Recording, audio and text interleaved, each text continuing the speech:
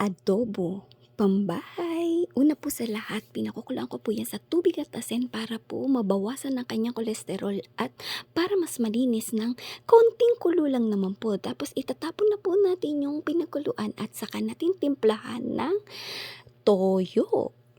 Pagkatapos ng toyo, syempre lalagyan po natin ng masarap na oyster sauce. Yan, nilalagyan ko na rin po yan ng paminta. Hindi ko po napakita sa video ang paminta pero nilagyan ko po yan ng paminta. Ngayon po ang sibuyas at bawang nating hiniwa.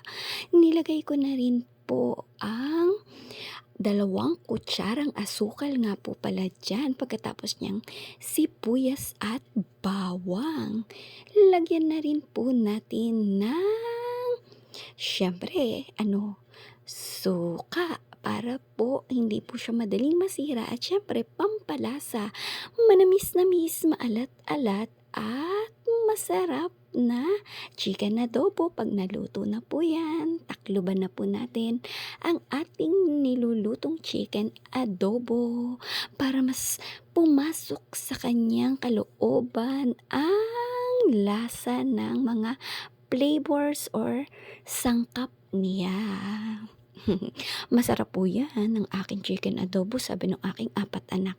Ayan, nagtitira po ako din ng kaunting sauce niya kasi gusto po ng aking 4 na anak ay may inilalagay po sila sa kanin. Ayan, lutong-luto na po ang ating masarap na chicken adobong pambahay. Kain po tayo.